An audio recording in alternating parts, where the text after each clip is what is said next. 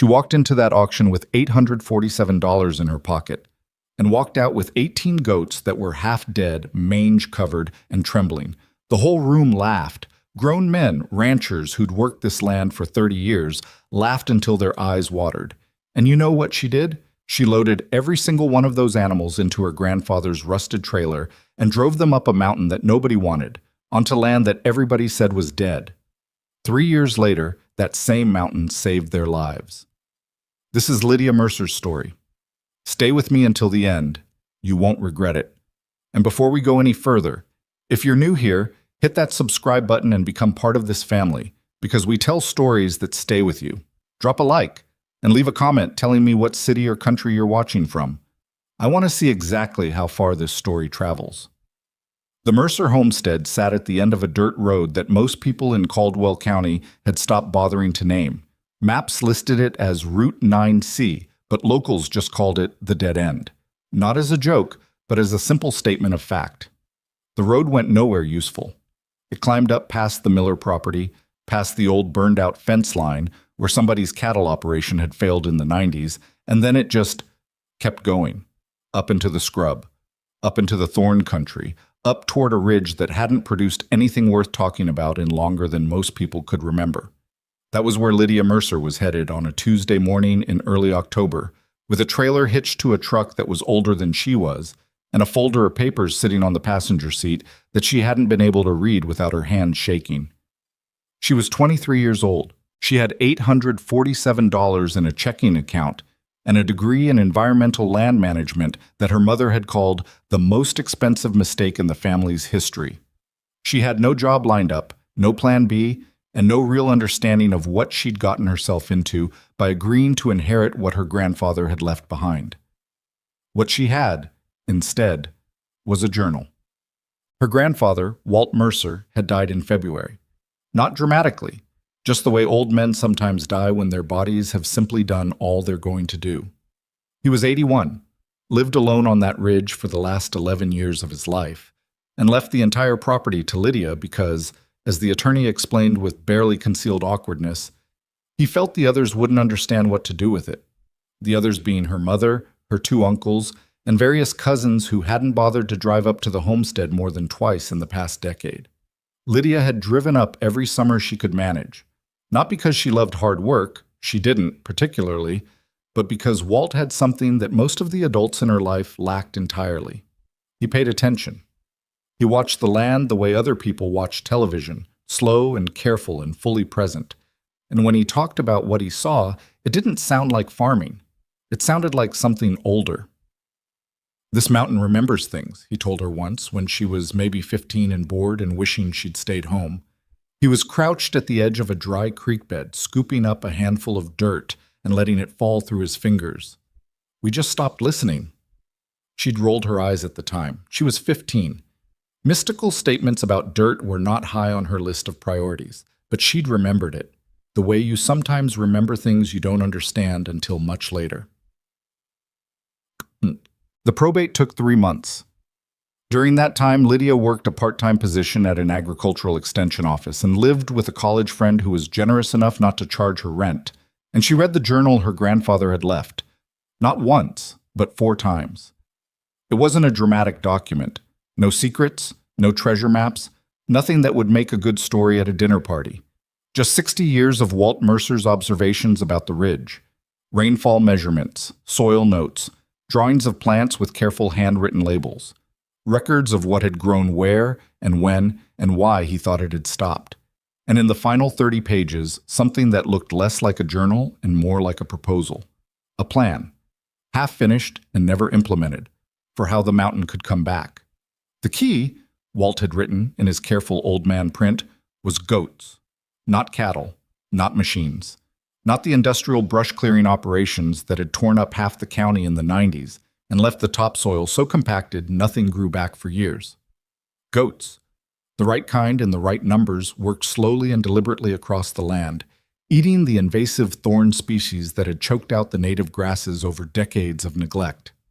Lydia had read that section approximately 11 times. She'd also spent 2 weeks cross-referencing his notes with research papers, calling 2 professors she'd had in school, and staring at aerial photographs of the ridge until her eyes ached. Every piece of evidence pointed to the same conclusion. Walt Mercer had been right, and nobody had ever given him the chance to prove it. The Caldwell County Livestock Auction was held on the first Saturday of every month in a low-metal building on the south side of town that smelled permanently of sawdust and animal anxiety. Lydia had been to it twice as a child and found it overwhelming both times. She found it overwhelming this time too, but for different reasons. She'd done her research. She wasn't looking for prime stock. She was looking for Spanish goats, a hardy, brush-clearing breed that had been used for land management across the Southwest for generations before the agricultural industry decided they weren't profitable enough to bother with. She needed animals that could survive rough terrain and poor forage, that were tough enough to work land that had been neglected for decades. She found them in the back pens, 18 of them, huddled in a corner looking like a public health warning. 3 had visible mange patches along their haunches. 2 were limping, not dramatically, but enough to notice. All of them were underweight, coats dull, eyes wary in the way animals get when they've learned that human attention usually means something unpleasant is about to happen. The auction house employee who walked her back there was clearly trying to be diplomatic. "These came in from a property over in Tanner Valley," he said. "Owner passed away. Nobody wanted to deal with them. They've had a rough go." "What's the estimate on them?" He named a figure that was barely more than scrap value, the kind of price you'd pay for animals you expected to sell for parts, not for animals you intended to keep alive. Lydia looked at them for a long time. They looked back at her with that particular goat expression that conveys absolutely nothing and somehow still manages to seem judgmental. "I'll take all 18, she said.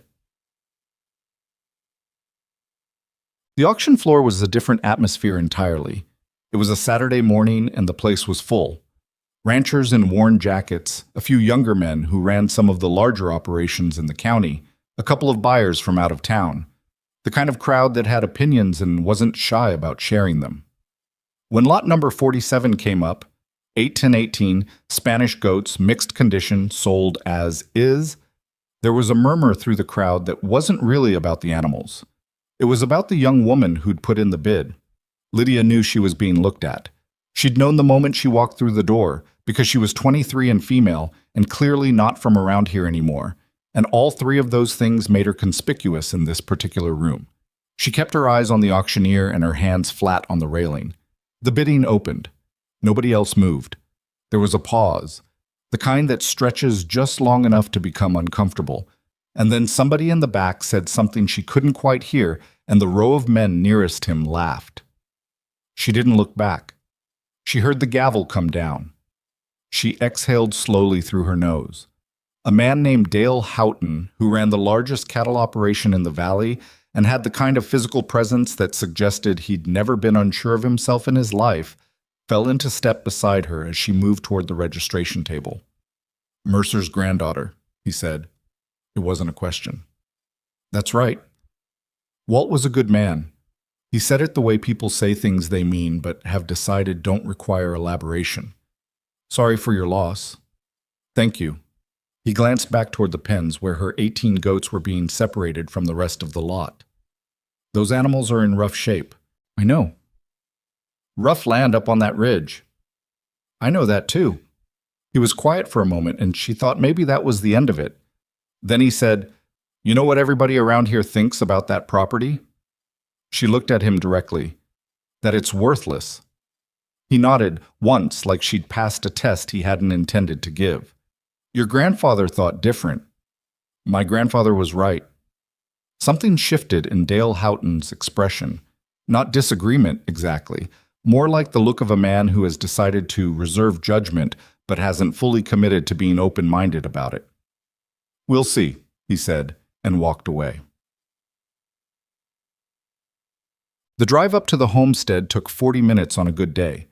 It took an hour and 15 that afternoon because she stopped twice to check on the animals in the trailer, cracking the back gate and peering in at them with a flashlight while they regarded her with deep suspicion. "I know," she told them the second time. "I know you don't know me. I know this is terrible and you're stressed and everything hurts. But I'm going to need you to trust me for a while." One of the goats, a large female with a torn ear, and a scar across her nose that suggested a history Lydia didn't want to think too hard about, stared at her with flat, rectangular pupils that expressed absolutely nothing. "Okay," Lydia said. "We'll work on the trust thing." She closed the gate and got back in the truck. The homestead itself was smaller than she remembered, or maybe she was bigger. The house was a two-room structure her great-grandfather had built sometime in the 1940s, added onto twice since then in ways that didn't quite match up architecturally. There was a barn that listed slightly to the east, a water catchment system Walt had built himself that still functioned, and roughly 400 acres of land spreading up the ridge in every direction that hadn't been properly managed since sometime in the Carter administration. She stood in the doorway of the house for a long time, looking at the ridge. The thorn scrub ran thick and dark up the slope, Osage orange, eastern red cedar, invasive brush species that had been moving in since the native grasses were overgrazed out of existence decades ago. The kind of landscape that looked, to most eyes, like a lost cause. Walt had seen something different, something worth saving. She pulled his journal from her bag and opened it to the last page, where he'd drawn a rough map of the ridge. She compared it to what she was looking at. Then she opened the trailer and let the goats out. They spilled into the evening light in a rush of nervous energy, spreading across the yard in the disorganized way of animals that have been confined too long. The big female with the torn ear moved to the edge of the yard, looked up the ridge, and then looked back at Lydia with what seemed, possibly, like a question. "Yeah," Lydia said. "That's what we're here for." The first 3 weeks were not good. 2 of the goats were sicker than she'd realized. She spent $400 she didn't have on a veterinarian who drove up from town and gave her a long look that suggested she should probably know what she was doing before she attempted something like this. She slept badly. She ate whatever required the least effort to prepare. She called her mother twice and hung up before the call connected. She woke up on the morning of day 19 with the particular kind of exhaustion that doesn't come from not sleeping enough, but from not being sure if what you're doing makes any sense. She made coffee, stood on the porch, and watched the goats working the lower edge of the ridge. They were moving through the scrub with the focused determination of animals who have found something they understand how to do. The big female, Lydia had started calling her Margaret without particularly deciding to, was working at the base of a cedar cluster, stripping the lower branches with methodical efficiency. Behind the cluster, where the animals had been working for several days, a thin strip of soil was visible that looked different from everything around it. Looser, darker. Lydia walked over and crouched down. She pushed her fingers into the dirt. It was different. Not dramatically, not in any way she could have written up in a paper yet, but different. There was moisture in it that the surrounding soil didn't have, a structure that suggested the root systems underneath hadn't completely died. She sat back on her heels. "Okay, Walt," she said quietly, to nobody, to everything.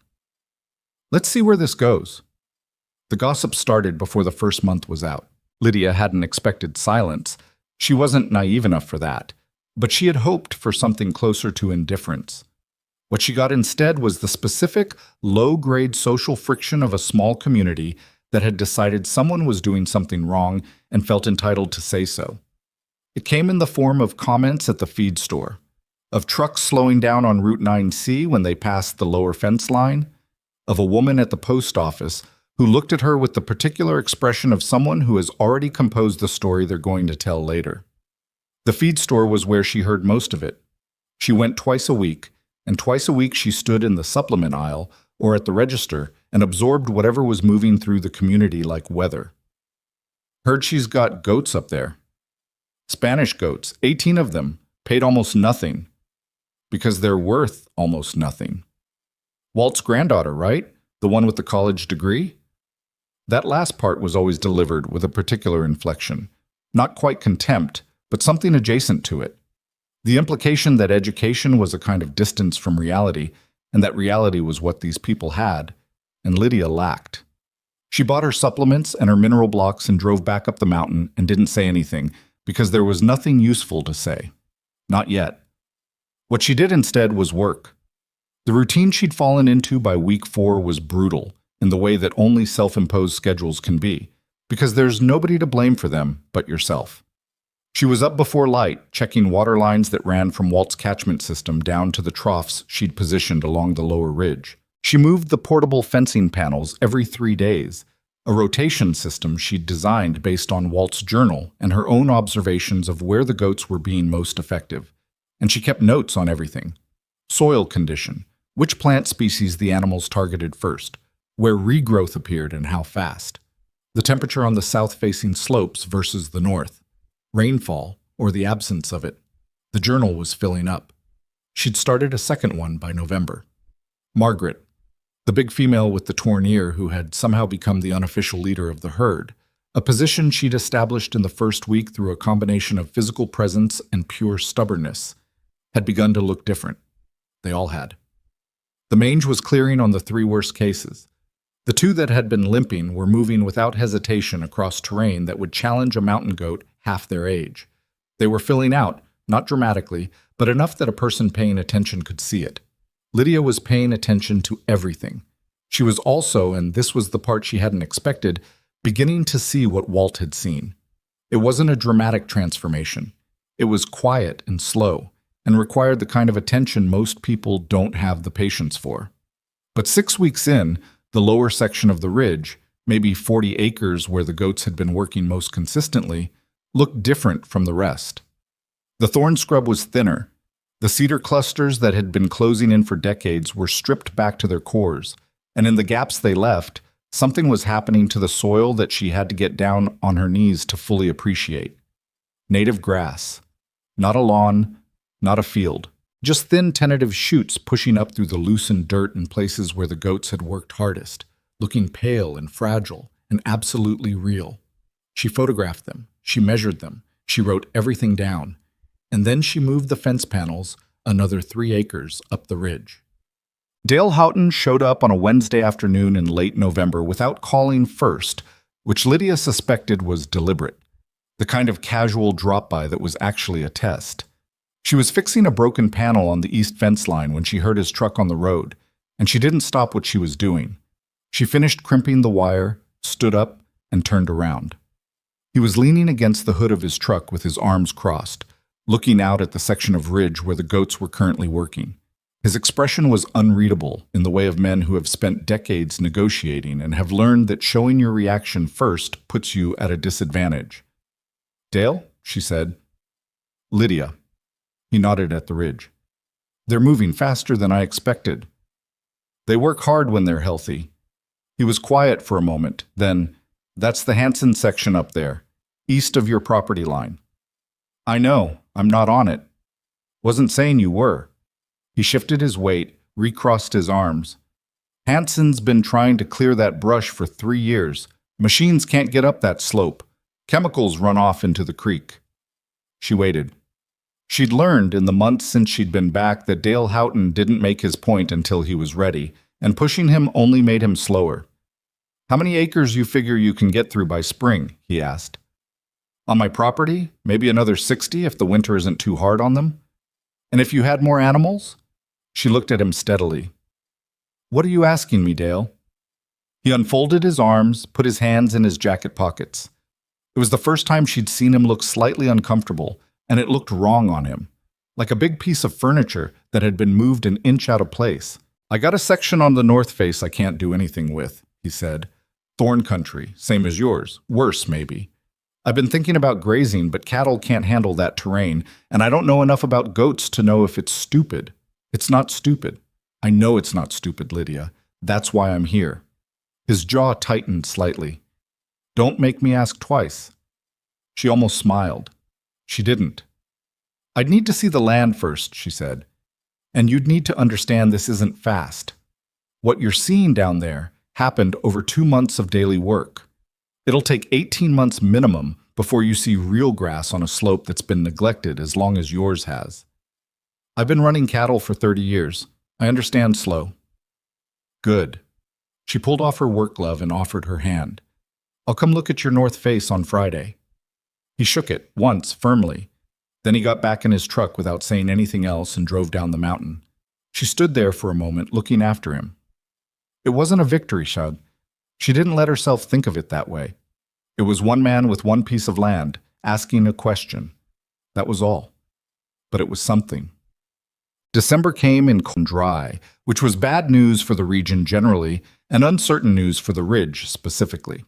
Lydia watched the weather with the particular anxiety of someone whose entire plan depends on moisture, and when the first frost settled across the land in early December, she spent 20 minutes in the barn with a flashlight, checking each animal for signs of distress, running her hands along their sides and checking their legs, and talking to them in the low, even tone she'd developed. Not because she believed they understood her, but because the sound of her own voice, calm and steady, helped her think. "You're all fine," she told them, moving down the row. "You've had worse than this." Margaret watched her from the far corner with the flat patience of an animal that has decided she is tolerable. "Thank you for that endorsement," Lydia said. The cold slowed the grazing operation but didn't stop it. She adjusted the rotation schedule, gave the animals more time on the south-facing slopes where the winter sun was strongest, and spent the shorter days doing things she'd been putting off, repairing the barn roof, cleaning out the water lines, going through the rest of Walt's papers in the house. That last task was the one she'd been avoiding. Walt had been a keeper of things, not a hoarder. The house was spare and organized in the way of people who live alone and have made deliberate peace with their own company, but a preserver. There were boxes of documents going back to the 1950s, when Walt's father had first broken ground on the ridge. Land surveys, old correspondence, receipts for equipment bought and sold. A whole box of photographs, unlabeled, that Lydia went through carefully and could only partially identify.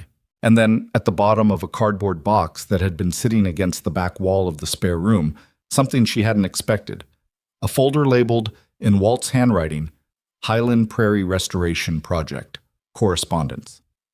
She sat down on the floor with it. Inside were letters, 20, maybe 25 of them, spanning from 1987 to 2003. Some were from university extension programs. Some were from land management researchers. Some were from other ranchers in other states who had apparently been in contact with Walt about what he was doing, or trying to do, or planning to do.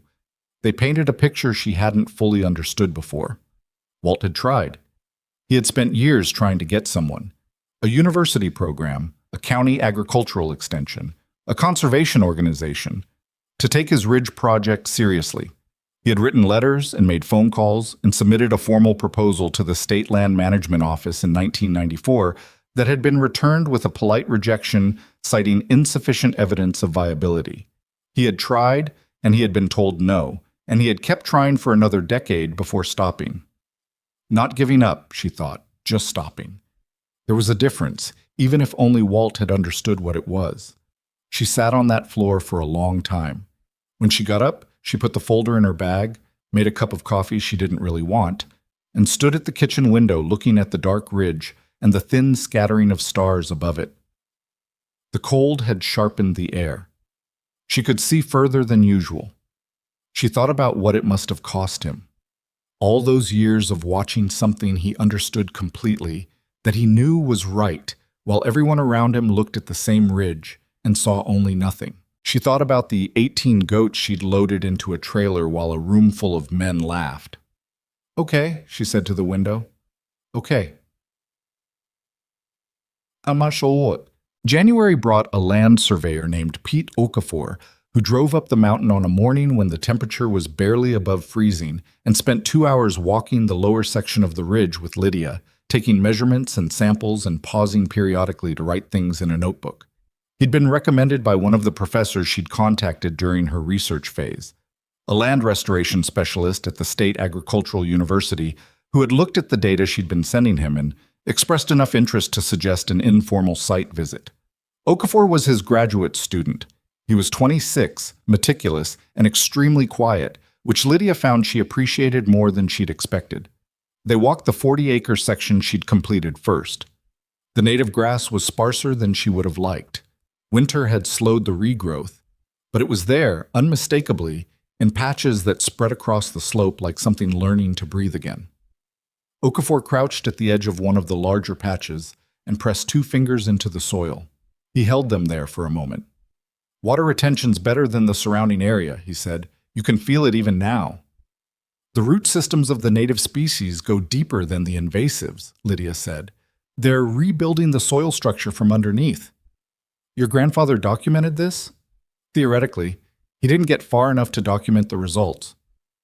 Okafor stood up and looked at the ridge. How long until you have comparable data on the upper sections? Depends on the spring. If we get reasonable rainfall, I'd say another full season. He wrote something in his notebook. Dr. Fenwick is going to want to see this. I know. I want him to see it. Okafor looked at her sideways. He had a measured way of looking at things, like he was estimating weight. You know what he's going to say? He's going to say it's promising but preliminary, and he can't put his name on anything yet. Yeah, that's fine, she said. I'm not asking for his name. I'm asking for his eyes. Okafor almost smiled.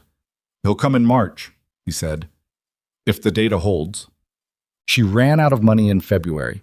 Not catastrophically. She hadn't been unaware it was coming. She'd known since November that the math was going to tighten, and she'd been cutting expenses down to the bone for 2 months. But the vet bills had been higher than projected. 2 of the fence panels had failed in a windstorm and needed replacing. And the truck's transmission had started making a sound that she knew, with the resigned certainty of someone who grew up in a family where cars were held together by hope and stubbornness, was going to become an expensive problem. She sat at the kitchen table one night with her laptop and a pad of paper and ran the numbers 3 times, hoping the 3rd time would produce a different result. It didn't. She needed about $4,000 to get through until spring without compromising the operation. She had approximately $600. She thought about her mother.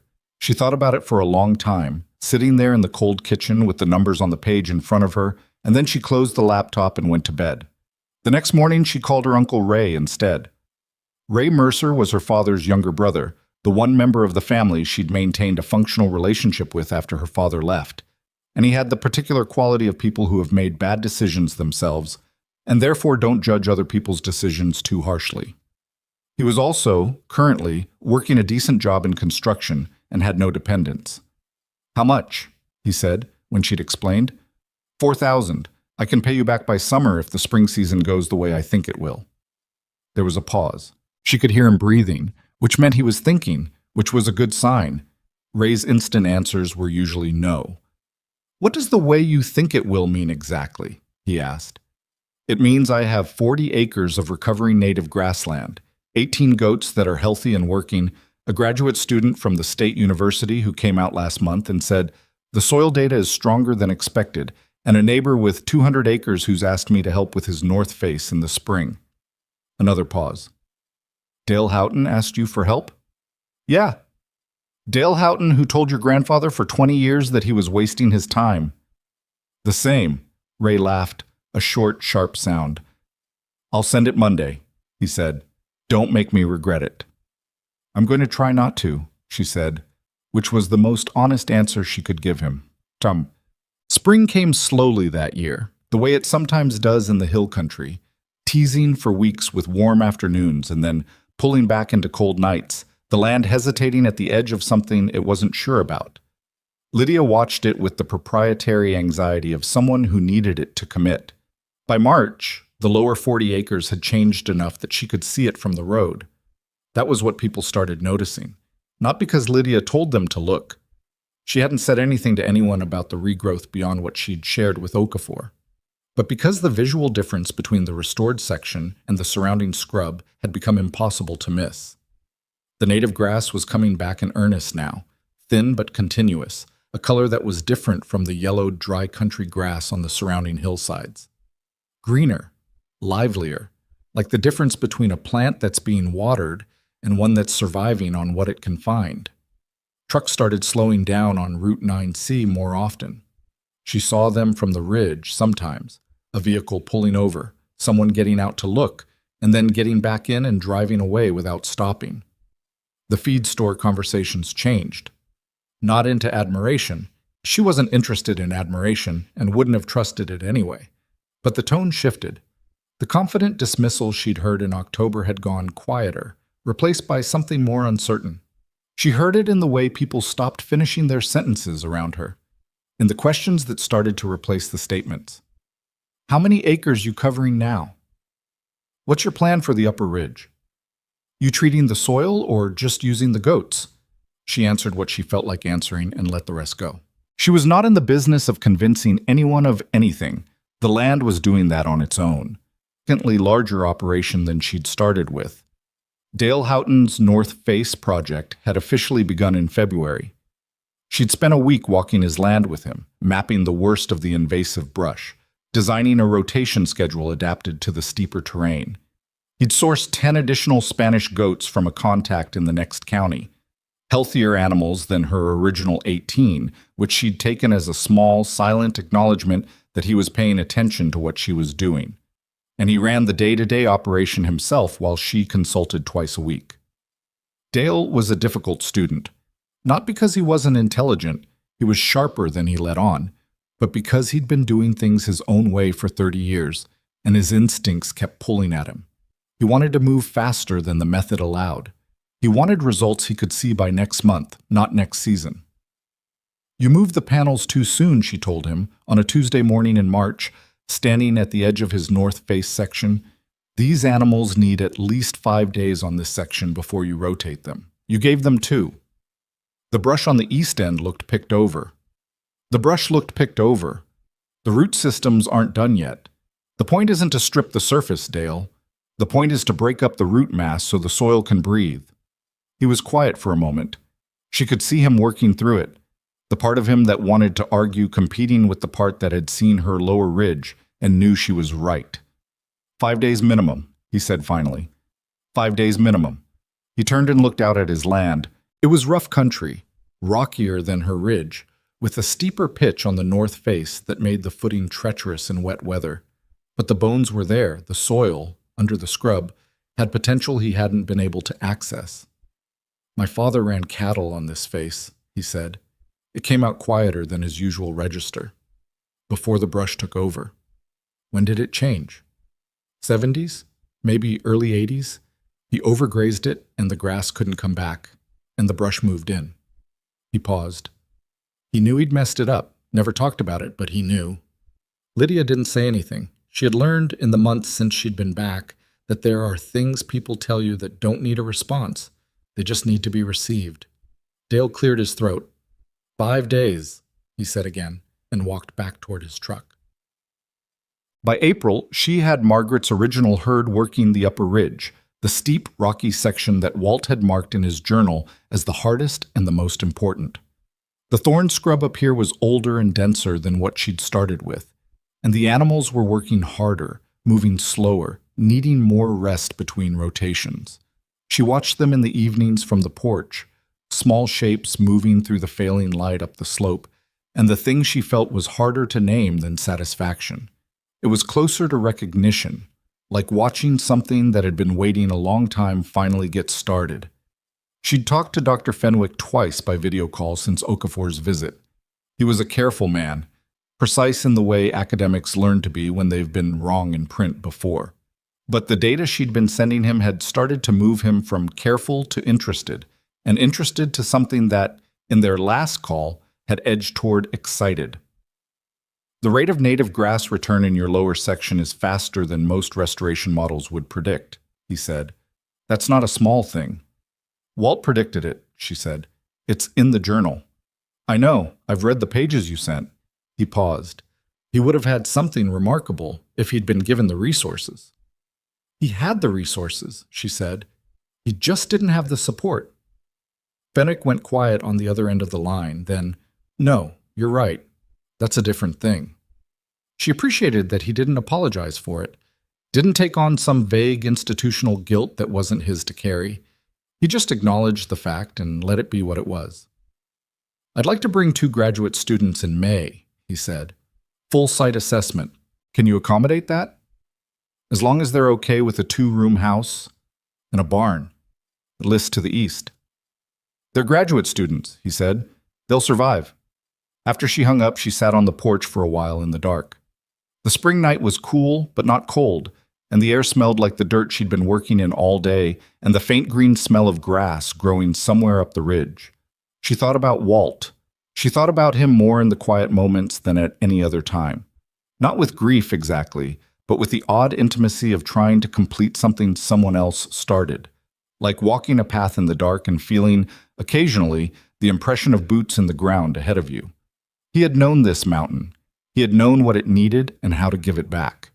He had been dismissed and worn down and ultimately left to work alone. And he had kept going anyway, kept watching and recording and believing in something nobody else could see. And then he had left it to her. She looked up the ridge, where Margaret's silhouette was just barely visible at the far edge of the pasture, motionless, watching the dark in that patient, uninterpretable way she had. "We're not done," Lydia said quietly. "Not even close." The wind moved through the new grass below the ridge, and for just a moment, before she could talk herself out of noticing it, she could hear how different it sounded from everything that surrounded it. Fuller, less hollow, like land that was learning, slowly, to hold itself together again. She went inside, made a pot of bad coffee, and started writing notes for May. Doctor. Fenwick's graduate students arrived in May as promised. 2 of them, a young man named Corbin, who talked too fast and wrote everything down the moment it was said, and a woman named Dara, who asked questions that came from a different angle than Lydia expected, the kind of questions that made her stop and think before answering instead of just reciting what she already knew. They stayed for 5 days. They slept in the spare room on cots Lydia borrowed from Dale, ate whatever she had in the kitchen without complaint, and spent every daylight hour on the ridge with their equipment and their notebooks. Lydia worked alongside them for the first 2 days, then stepped back and let them do what they'd come to do, watching from a distance in the way you watch something you've built being examined by people who might tell you it isn't as solid as you thought. On the 4th evening, Dara sat down on the porch steps beside her and didn't say anything for a moment. She had the kind of face that gave away what she was thinking slightly before she decided to say it, and what Lydia saw there wasn't disappointment. "The soil carbon data," Dara said. "On the lower section. Can I show you something?" She opened her laptop and turned it so Lydia could see the screen. Numbers, graphs, measurements from the samples they'd taken across the restored 40 acres.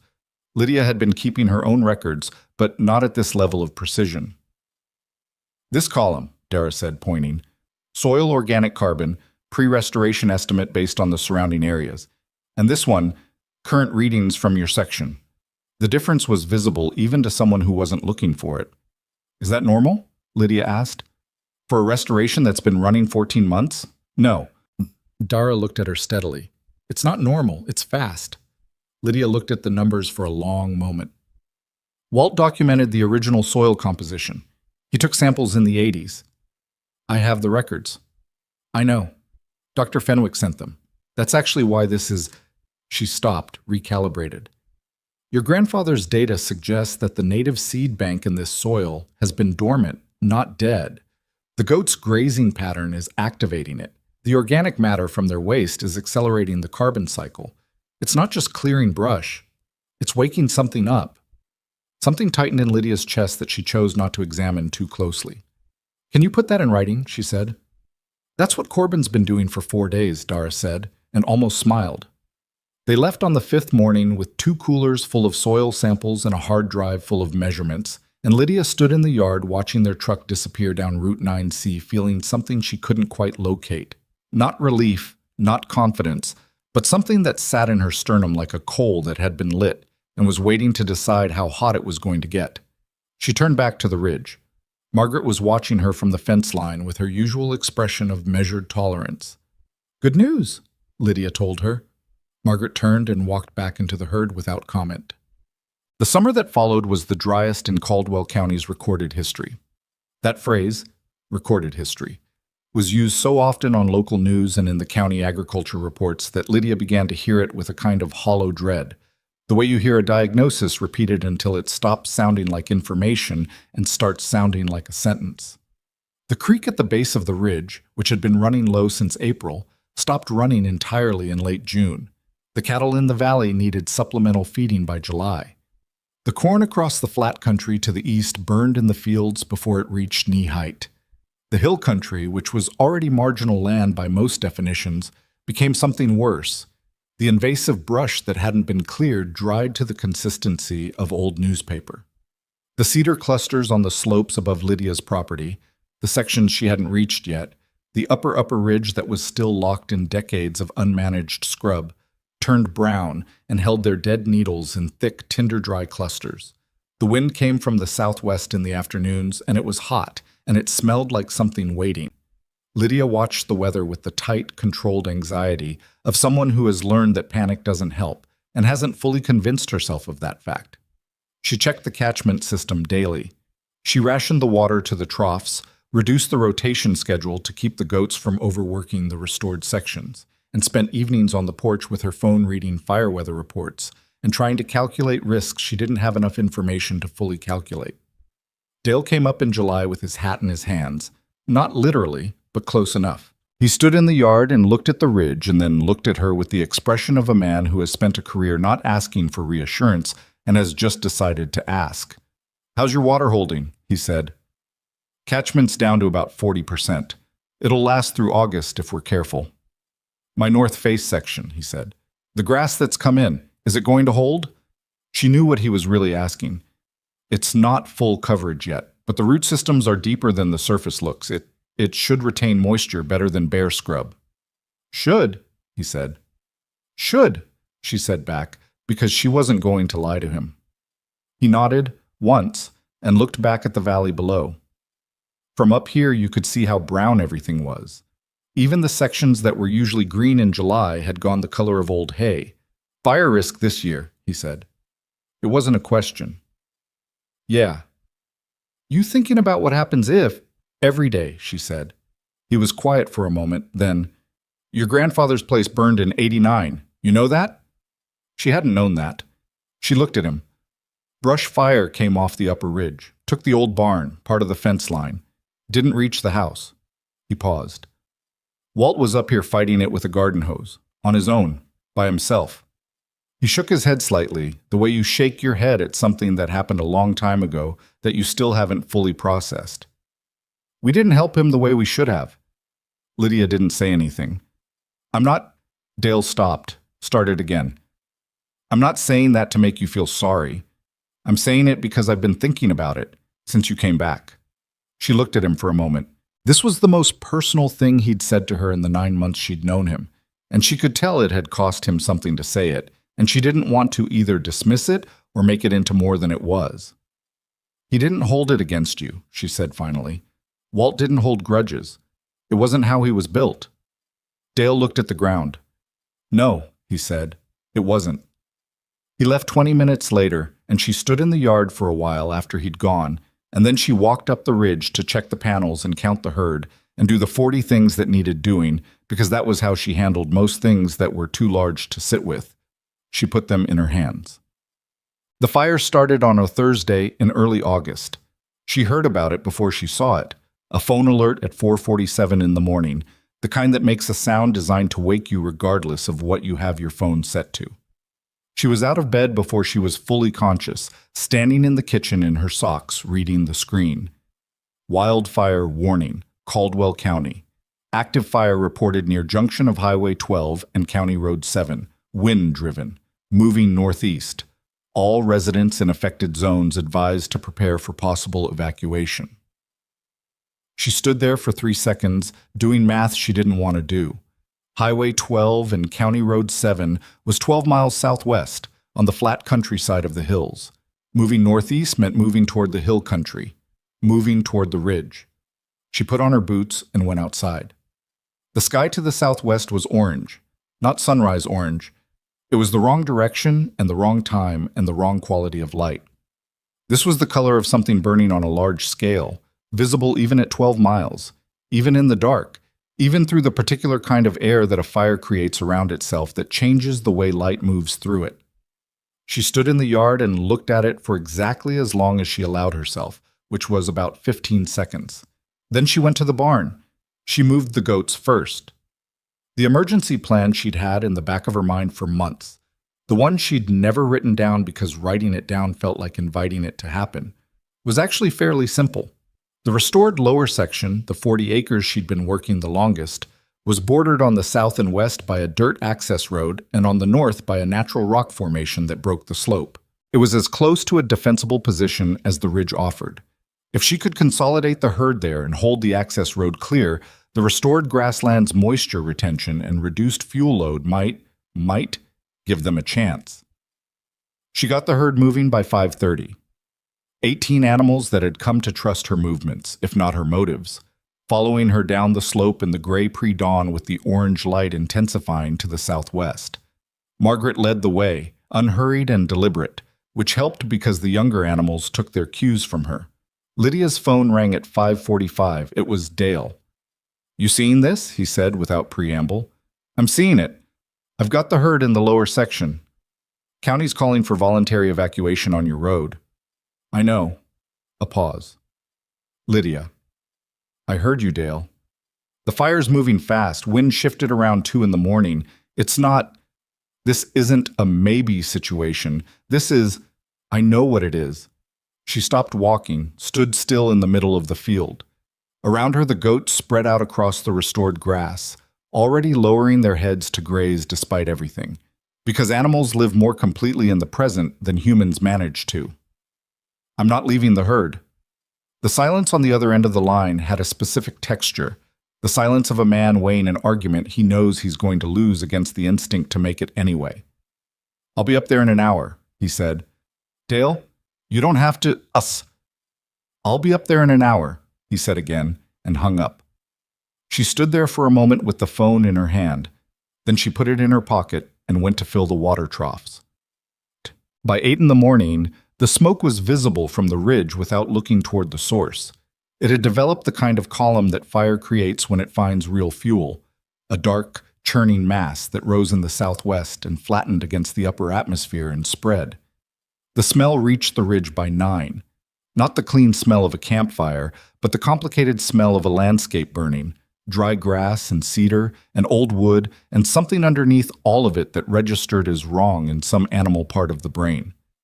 Dale arrived at 8:40 with his 2 ranch hands, brothers named Cody and Marcus, who were young and competent and had the particular quality of people who stay calm because they haven't yet had enough time to fully understand what they're looking at. They came with shovels, a water tank in the back of Dale's truck, and a chainsaw Lydia hadn't asked for but was immediately glad to see. "Where do you want us?" Dale said. She had the access road mapped in her head, had been mapping it since 5:30. "The south end of the road needs clearing," she said. "There's dead scrub overhanging it in 2 places that'll carry fire across if we don't cut it back. After that, I want a brake line along the west fence, 4 feet wide, everything gone down to dirt." Cody and Marcus looked at Dale. Dale looked at Lydia. "You've been planning this," he said. "In my head. For a while." He nodded. The way he nodded when something confirmed a suspicion he'd been carrying. "Cody, Marcus, you heard her?" They moved. Lydia moved with them, and for the next 3 hours they worked in the thickening smoke with the particular focus of people who have converted fear into physical labor, which is one of the more useful things fear can be converted into. The fire updates came through on her phone in fragments, unreliable and alarming. By 10 in the morning, the fire had crossed the flat country and was moving into the base of the hills. 2 ranches on the southwest approach had burned. Families were evacuating on the county road. The volunteer fire department was fighting to hold the main highway, but the wind was still coming from the southwest, and it wasn't letting up. At 11:15, Pete Okafor called her. She almost didn't answer. Her hands were in the dirt and her eyes were burning from the smoke. But she saw his name and picked up. "I've been watching the fire maps," he said. She could hear something in his voice she hadn't heard before. "Lydia, the fire is going to hit your ridge." "I know." "The fuel load on the upper sections, the uncleared scrub, it's significant. The models are showing—" "Pete." She wiped her face with her forearm. "I know. I've been looking at the same maps. Talk to me about the lower section. Talk to me about what the restoration does to fire behavior." A pause. She could hear him pulling something up, clicking through something. "Fuel moisture in restored native grass versus dry, invasive brush," he said, thinking out loud as much as talking to her. "The native root systems hold moisture even in drought conditions better than—" He stopped. "The reduced fuel load alone changes the fire's behavior. If your moisture retention data holds even 50% in these conditions. Just tell me what you think." Another pause. "I think if the fire reaches your lower section, it loses fuel. I think it slows." He sounded like he was choosing each word very carefully. "I can't promise you anything, but the science says it should behave differently than the unmanaged scrub." "That's all I needed," she said, and hung up. Dale was standing 6 feet away. He'd heard enough. Should, he said, shovel, and went back to work. Bokat. The fire reached the base of the hill country at 1:30 in the afternoon. By then the smoke had reduced visibility on the ridge to less than a quarter mile, and the orange light had taken on the flat, colorless quality that happens when the sun is fully filtered through a smoke column. Lydia's throat hurt. Her eyes were watering constantly, and she'd stopped trying to do anything about it. She'd sent Dale's hands down to the road twice to update the county fire radio on conditions, and come back with reports she was piecing together into a picture she didn't entirely like. The fire had jumped the fire break on the Pemberton property, a ranch 2 miles to the southwest whose owner had already evacuated. It had burned through 300 acres of unmanaged cedar scrub in under 4 hours, which was the kind of number that made the stomach do something unpleasant. At 2:10, she could see the flame front, not directly, through the smoke, in the way you see headlights through heavy rain, as brightness that defines itself by its movement rather than its shape. It was working up the base of the hills in the unmanaged scrub, and it was moving with the kind of energy that comes from fuel that has been building for decades and has finally found its ignition. Dale stood beside her at the west fence line, both of them watching. "It's going to hit the upper section," he said. "Yes." "The uncleared section?" "Yes." "And then it's going to come down." "Yes," she said. "And then it's going to hit what we've done." He was quiet for a moment. "You really believe it'll hold?" It wasn't a question exactly. It was something between a question and a request.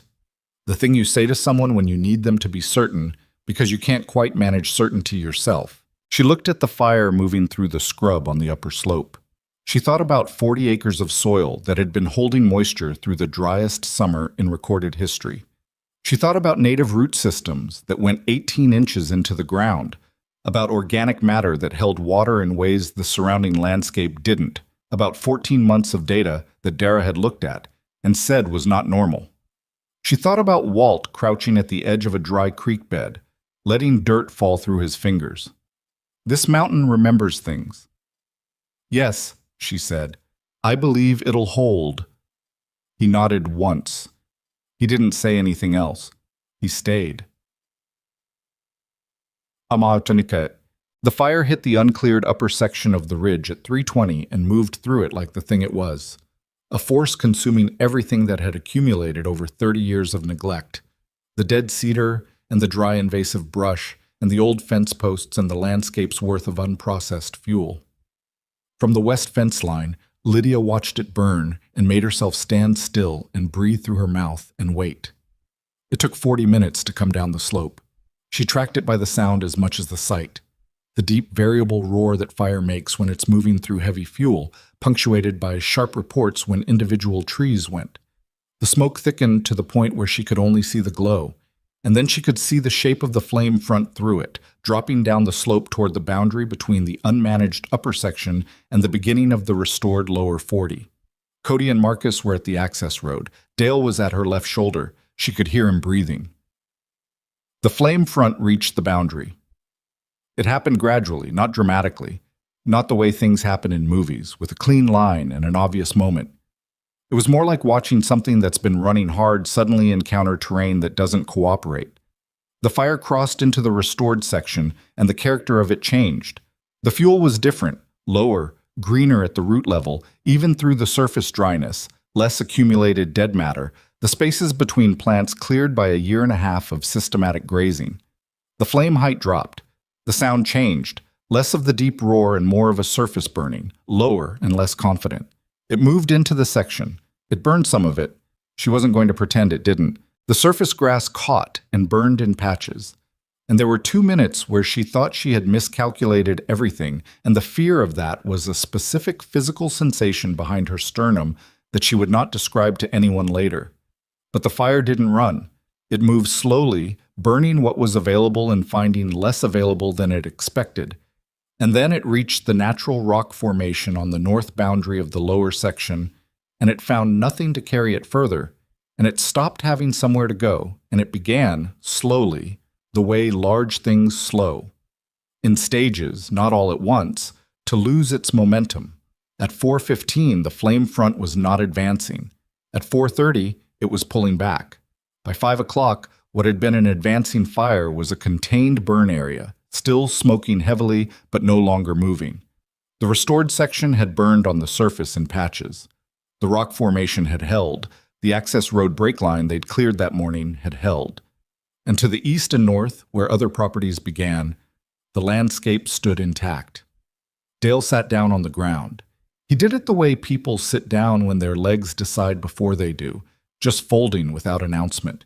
And he sat there in the smoke and the terrible orange light, with his arms on his knees and his head down. Lydia stood. She couldn't sit yet.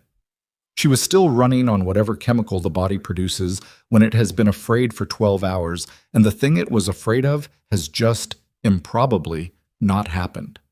After a while she heard Margaret. The sound a herd makes when it's settled, that low, continuous sound of animals at rest.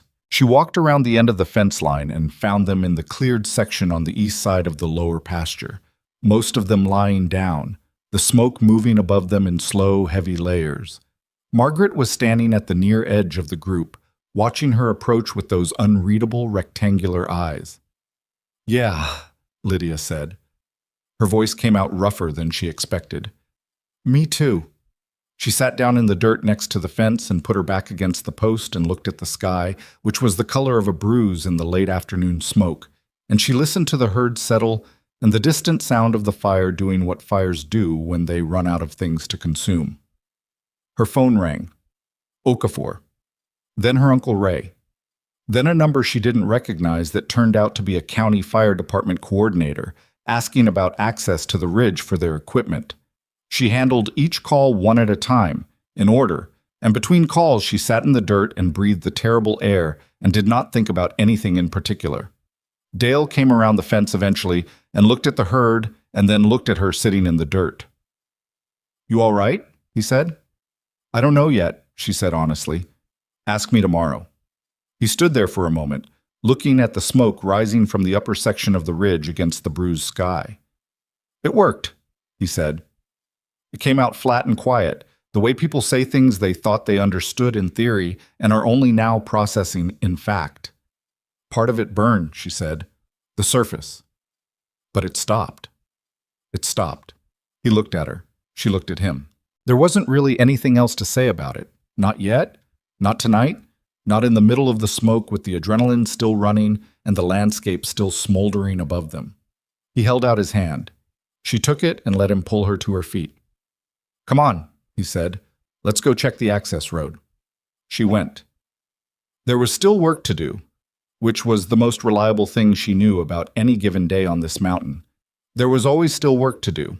She followed him around the edge of the fence line, and behind her the herd shifted and resettled in the clearing, and the smoke moved overhead in slow, heavy layers, and the ridge stood in the late afternoon light, burned in places, scarred, stripped of the surface it had worn for the last 14 months, but standing, not gone, not gone, still there.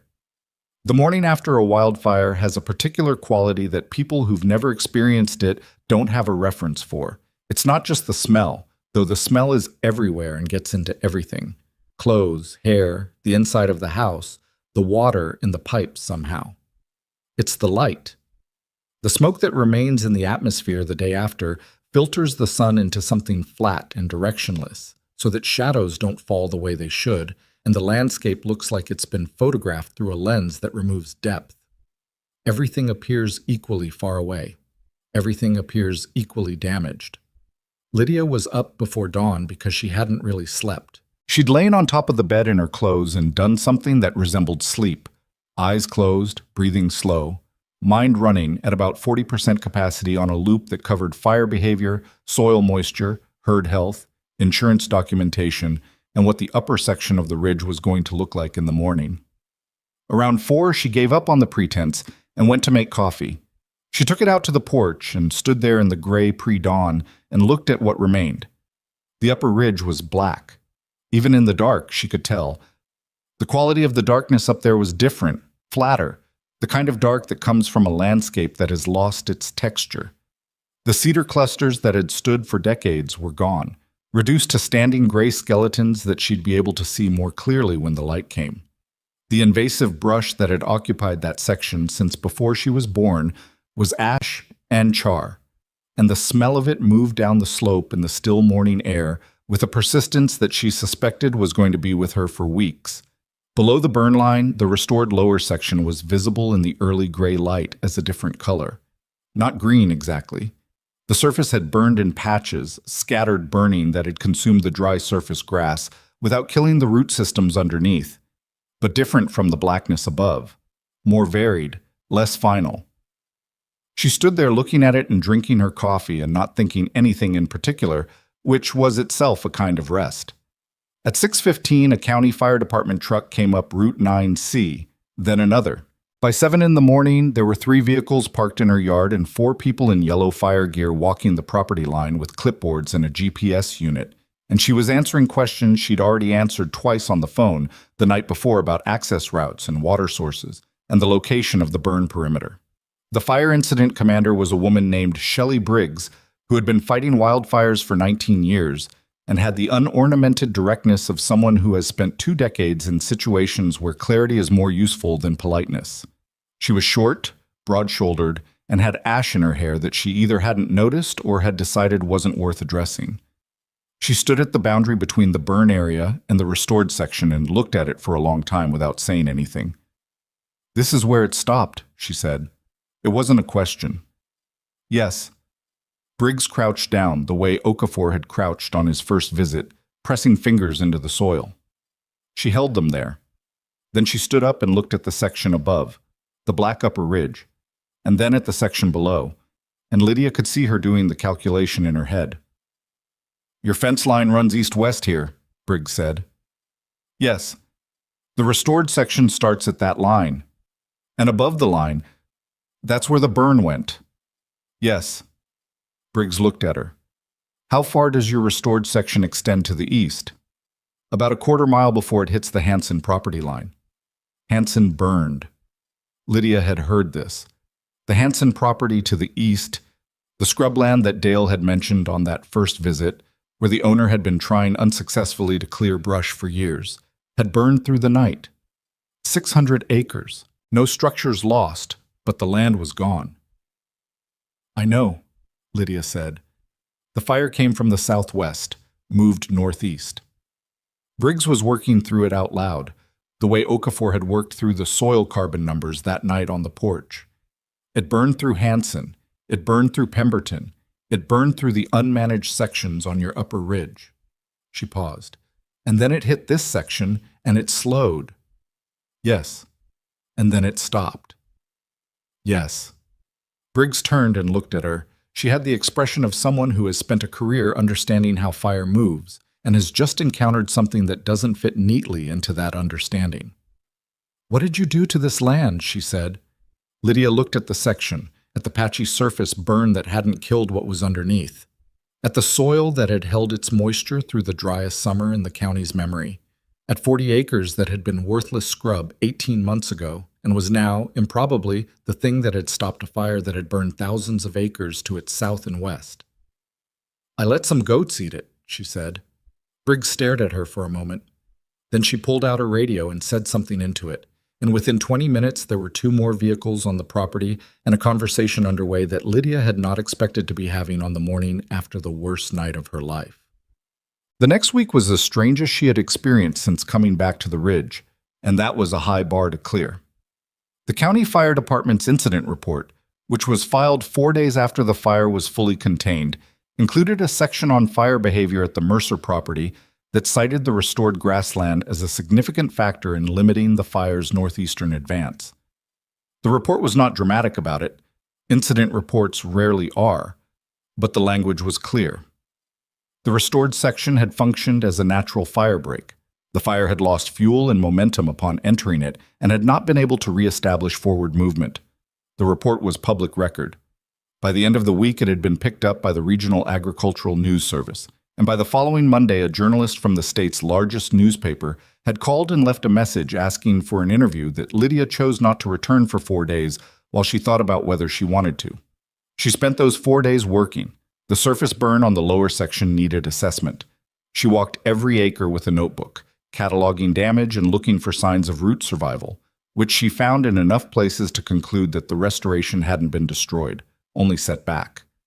The root systems that Dara had documented, the ones that went 18 inches into the ground and held moisture through a historic drought, had survived the surface burn. In some sections, she could already see the beginning of regrowth where the burn had cleared competing surface material, a cruel irony that was actually not ironic at all, because fire had always been part of how native grasslands renewed themselves, long before people decided the landscape needed to be managed differently. She documented everything. She took photographs. She wrote it all up in the same careful, unglamorous way Walt had written in his journals, because it wasn't glamour that was going to matter in the long run. It was data. On the fourth day, she called the journalist back. His name was Martin Reeves.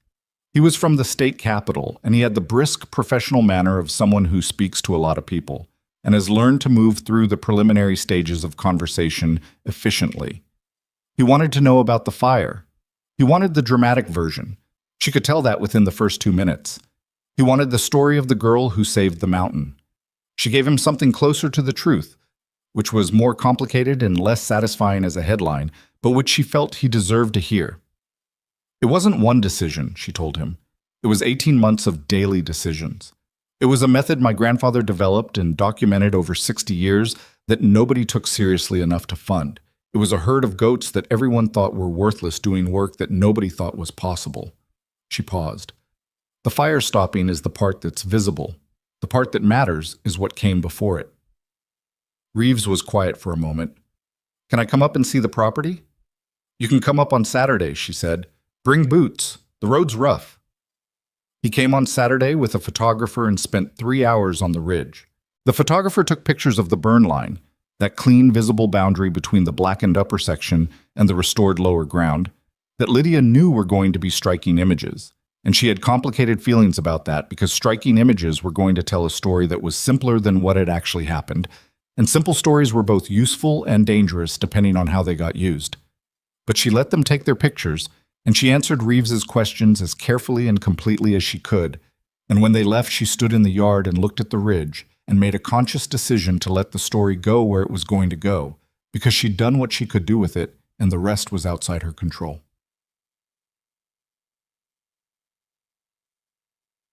Dr. Fenwick called on the Sunday after the article ran. She'd expected the call. She'd sent him a copy of the article with a brief message, but she hadn't expected his tone, which was different from his usual careful precision. He sounded less like an academic managing his certainty and more like a person who had just had something confirmed that he'd been hoping was true. The fire behavior documentation from the incident report, he said, almost before she'd said hello. Can I get a copy? Already sent it. Check your email. Lydia. A pause. The burn line photographs in the article. I've been looking at them for an hour. And? The differential is more dramatic than I expected. The restoration section shows significantly less severe burn damage than... He stopped. She could hear him recalibrating, trying to return to his professional register and finding it slightly out of reach. I want to write this up, he said. Formally, a full research paper. Your data, Dara and Corbin's site assessment data, the fire behavior documentation, all of it. I know, she said. It's going to take time. It won't be published for at least a year, maybe longer, depending on peer review. I know that too. But it's... He stopped again. Your grandfather's original proposal, the one that was rejected in 1994. I read it again last week. He was describing exactly what happened here. Exactly. She was quiet for a moment. There was something about hearing someone else say that out loud that was harder to absorb than she expected, and she sat with it for a few seconds before she trusted her voice. Yeah, she said. He was. I want to include his documentation in the paper, with appropriate attribution. I think it's important that the record shows where this work came from. He'd have liked that, she said. He spent a long time wanting someone to take it seriously. After she hung up, she sat at the kitchen table with the second journal she'd filled, the one she'd started in November, 6 months into the project, and she turned to the last entry she'd written, which was dated the day before the fire. She'd written it in the evening after checking the panels, noting that the upper section showed severe drought stress and that fire risk would be elevated through August. She found a blank page and wrote the date, the day after the fire.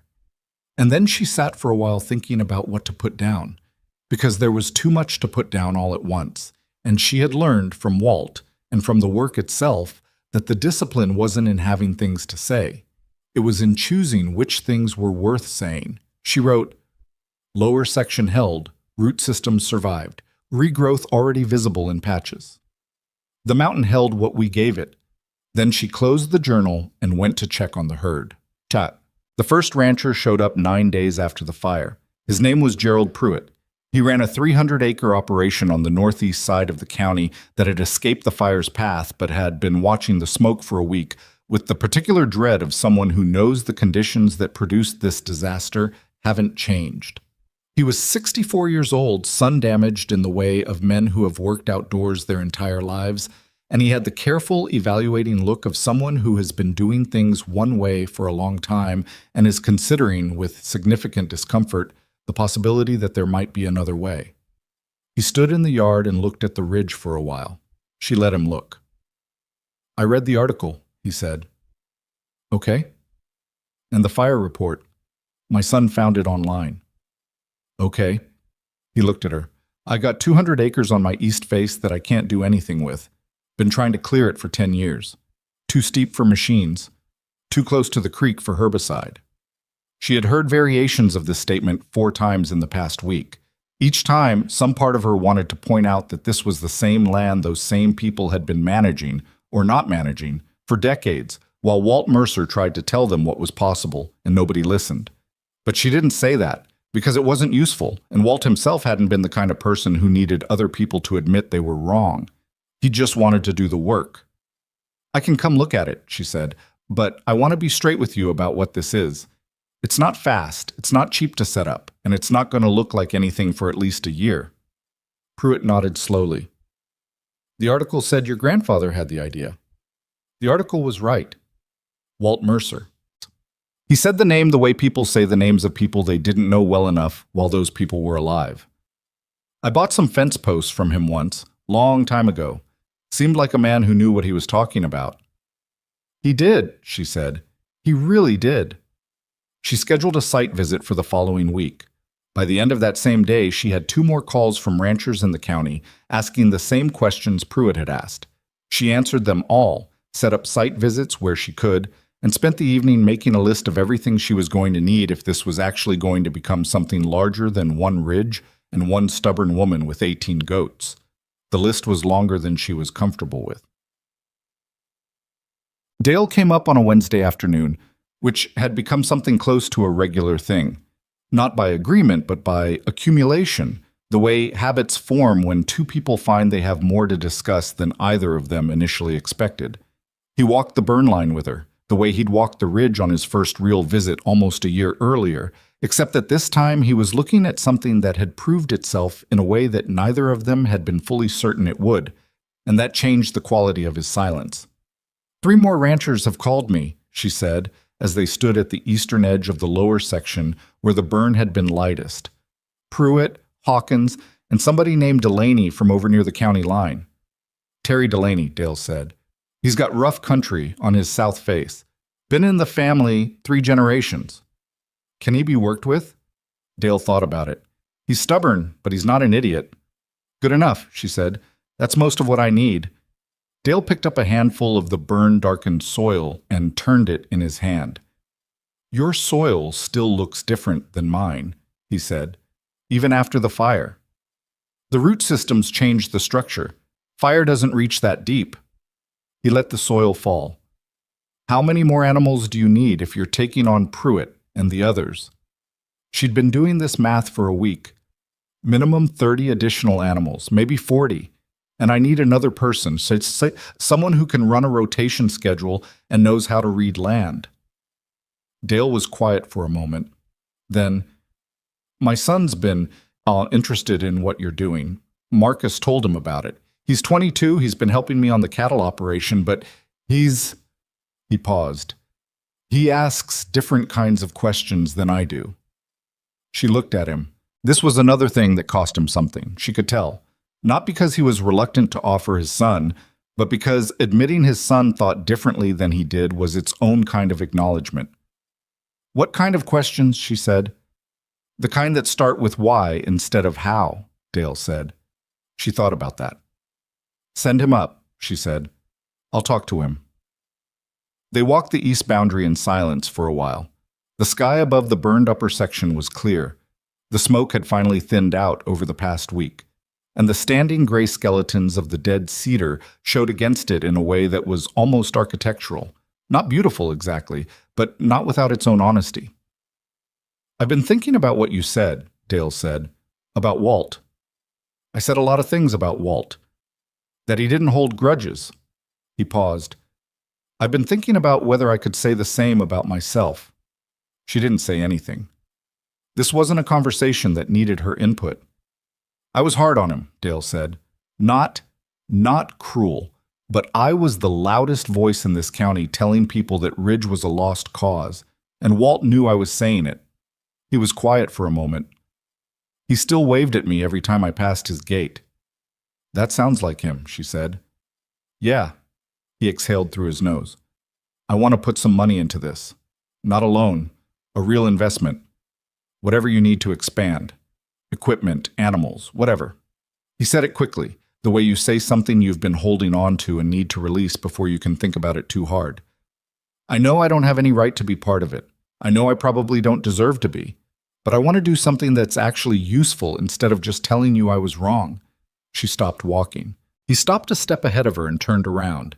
He had his hat in his hand, actually, this time turning it by the brim in the way of a man who needs something to do with his hands when he said something important. She looked at him. He was 61 years old and had been the loudest, most confident voice of dismissal in a county full of dismissal. And now he was standing in the middle of the land that had proved him wrong with his hat in his hands, asking to be useful. She tried to figure out what she felt about that and found it was more complicated than she'd expected. Not warm and not cold. Just human. Just the particular complexity of people who hurt things without meaning to and then live long enough to understand what they did. "I'm going to need a written agreement," she said. "Whatever you invest, it stays in the operation. You don't get to tell me how to run it. I know that. And I want it documented that the method is my grandfather's, formally, not just in Dr. Fenwick's paper, in the operating structure of whatever this becomes." Dale looked at her. "That's fair," he said. "That's more than fair. And one more thing." "What?" "The next time someone in this county has an idea that doesn't fit the way things have always been done," she said, "I want you to be the first person who tells them to keep going instead of the first person who tells them to quit." He was quiet for a long moment. The wind moved through the burned section above them, carrying the smell of ash and the faint, almost imperceptible underneath smell of something living.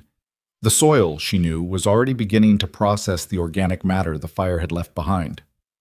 "Yeah," he said. "I can do that." She nodded. "Okay then, put your hat back on. We've still got the east boundary to walk." The conversation she hadn't expected came on a Thursday afternoon, 3 weeks after the fire. She was in the barn checking a fence panel she'd brought in for repair when she heard footsteps in the yard, and when she came out, she found a man she didn't immediately recognize standing by the gate looking at the ridge. He was maybe 70, lean in the way of people who've never stopped moving, with white hair cut short and hands that looked like they'd been doing physical work for more years than they hadn't. He was looking at the lower section of the ridge with an expression she couldn't read. "Can I help you?" she said. He turned. "You're Walt's granddaughter." "I am." He looked at her for a moment. "I'm Frank Collier. I was on the County Agricultural Board in 1994. She went very still. Frank Collier had been the board's chairman when Walt's proposal had been submitted and rejected. His signature was on the rejection letter. She had read that letter enough times to know it by heart. "Okay," she said. Her voice came out flat and carefully neutral. "I read the fire report," he said, "and the article. And I've been thinking about whether to come up here for 2 weeks, and my wife finally told me that thinking about it wasn't doing me or anybody else any good." She didn't say anything. She was waiting to find out what he wanted because she genuinely didn't know, and she'd learned not to fill silence with assumptions. He looked back at the ridge. Walt came to the board meeting himself. Most applicants sent a representative. He came in person, sat in that little chair at the end of the table, and spent 20 minutes explaining what he wanted to do up here. He was quiet for a moment. He brought soil samples in little glass jars. He'd labeled them all. A pause. We asked him 3 questions, and then we moved on to the next item on the agenda. Lydia said nothing. "I've been in land management work for 40 years, Frank said. I've seen a lot of proposals. I've seen a lot of people who thought they had something nobody else had seen." He turned back to her. His eyes were doing something she hadn't expected. Not performing regret, just holding it, the way you hold something heavy when you're not sure you're going to be able to put it down cleanly. Most of them were wrong. Walt Mercer was not wrong, and we sent him home with a form letter. The silence that followed was long enough to have weight. "What are you here for, Mr. Collier?" she said. "I don't know exactly," he said. "I'm not here to ask for anything. I don't think I have that right." He looked at the ridge one more time. "I think I needed to see it, what it would have looked like if we'd listened." She thought about saying something that would make this easier for him. She thought about it and decided that wasn't her job. "It's a good piece of land," she said. "It always was. That's what he kept telling people." Frank Collier nodded. He stood there for another moment, then put his hat back on his head and walked back to his truck without saying anything else. She watched him go. Then she turned and looked at the ridge, at the patchy surface burn that was already beginning to show the first pale suggestions of regrowth through the black, at the rock formation on the north boundary, at the standing gray skeletons of the cedar on the upper section against the clear sky. She thought about Walt sitting in a small chair at the end of a table with his labeled jars of soil, trying to explain something he'd spent 30 years understanding to people who had 20 minutes to decide whether it mattered. She thought about the 18 months that had followed her return, the money she'd run out of and borrowed back. The morning she'd gotten up before light, not knowing if what she was doing made sense. The night of the fire, sitting in the dirt with her back against the fence post, listening to the herd settle. She thought about Margaret, who had been watching her from the pasture this entire time with her standard expression of impartial assessment. "I know," she said, to nobody in particular, to the ridge, to the October air, to whatever remained of Walt in the land he'd spent his life trying to restore. "I know." She went back to work. The Regional Land Management Conference in early October was held at a hotel in the county seat, a beige, functional building that had hosted 40 years of agricultural meetings and smelled faintly of carpet cleaner and old coffee. Lydia had been invited to present a session on the restoration project, which she had agreed to do with the specific understanding, negotiated with the conference organizer over 2 phone calls, that her grandfather's work would be credited clearly, and that the session would not be titled anything with the word revolutionary in it, because she found that word, applied to what she was doing, both inaccurate and slightly offensive. They settled on grassland restoration through targeted grazing, a mountain ridge case study. She presented to a room of about 60 people, ranchers, land managers, a few county officials, 2 representatives from the State Forestry Service who had been in the fire incident reports and wanted to understand what they'd documented. Dr. Fenwick was in the back row. Pete Okafor was beside him. Dara was somewhere in the middle, and Lydia saw her taking notes even though she'd already seen all of this data, which was the kind of person Dara was. Lydia was not a natural public speaker. She didn't perform ease she didn't feel, and she didn't work the room the way people who are good at presentations work it, with movement and eye contact and strategic pauses. She stood at the front and talked about what she'd done and what the data showed and what her grandfather had understood 40 years before any of it. And she let the information carry the weight because the information was, in fact, remarkable enough not to need performance. At the end of the formal presentation, the Forestry Service representatives asked about the fire behavior. She walked them through what had happened and what the incident report documented and what the soil data explained about why it had happened. When she finished, the room was quiet in a way that felt different from the quiet of an audience waiting for the next thing. It felt like the quiet of 60 people doing math. Then someone in the back, a rancher she didn't recognize, older, with the kind of deliberate stillness of someone who doesn't ask many questions but asks the ones that matter. Raised his hand. "The goats," he said. "The original 18. Where'd you get them?" "A livestock auction," she said. "They were in rough shape. Nobody else wanted them." He nodded slowly. "And they're still up there?" "Yes. All 18. He nodded again, turned to the man beside him, and said something quiet. The man beside him nodded too. She didn't know what they were going to do with that. She didn't know what any of the 60 people in that room were going to do with what she'd told them. That wasn't something she could control. What she could control was the work. What she could control was the next rotation, and the data she'd collect from it, and the soil samples she'd send to Okafor, and the conversation she needed to have with Dale's son next week, and the 3 more site visits she had scheduled before November. That was what she could control. She'd do that, and she'd let the rest of it find its own level. She thanked the room, gathered her notes, and walked off the small stage.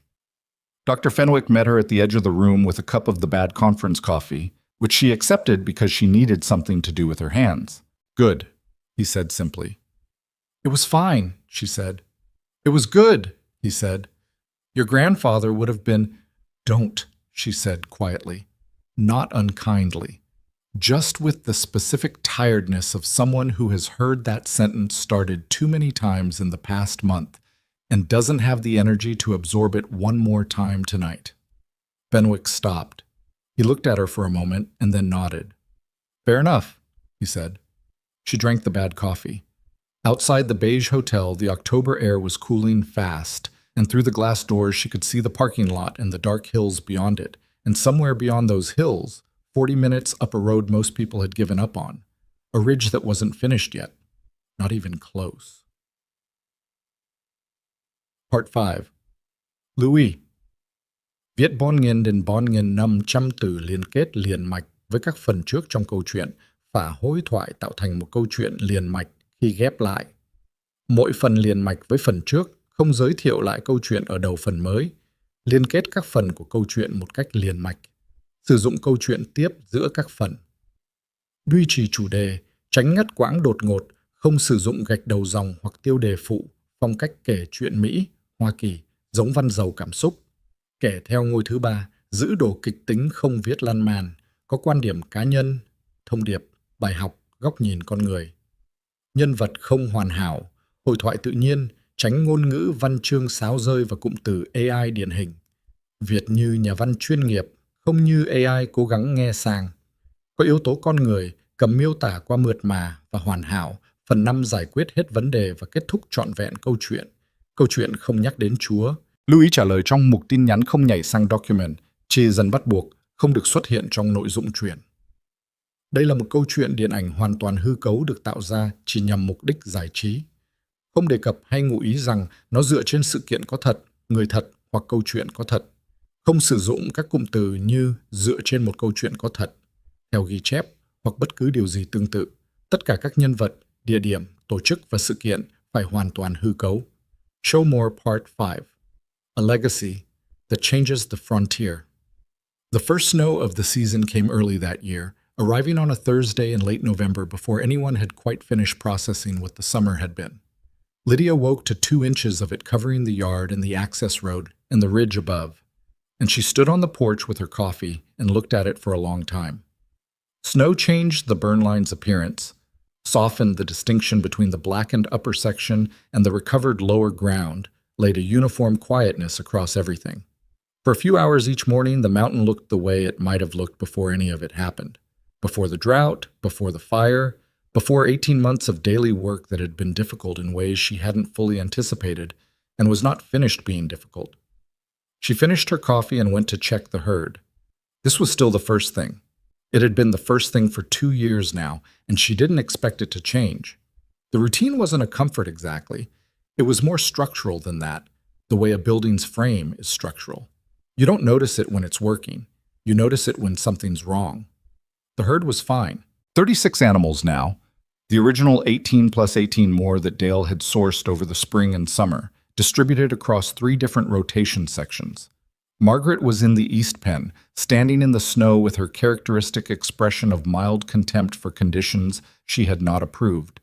She looked at Lydia the way she always looked at Lydia, which was to say, with the particular flatness of an animal that has decided you are reliable without having any particular feelings about it. "Good morning to you too," Lydia said. She filled the troughs. She checked the fence line. She came back inside and sat at the kitchen table with Walt's original journal open in front of her. Not reading it, just having it there, the way you keep a photograph of someone on a desk. Then she pulled her own notebooks toward her and started writing up the previous week's observations, because that never stopped needing to be done. By the time Dale's son Noah arrived at 8:30, she had filled 4 pages and her second cup of coffee had gone cold. Noah Houghton was 22 years old and looked like his father if his father had been put through a slightly different process. Same broad build, same economy of movement, but with eyes that moved differently. Observant in a way Dale's weren't, or maybe in a way Dale had trained himself out of over decades of having to make fast decisions about things.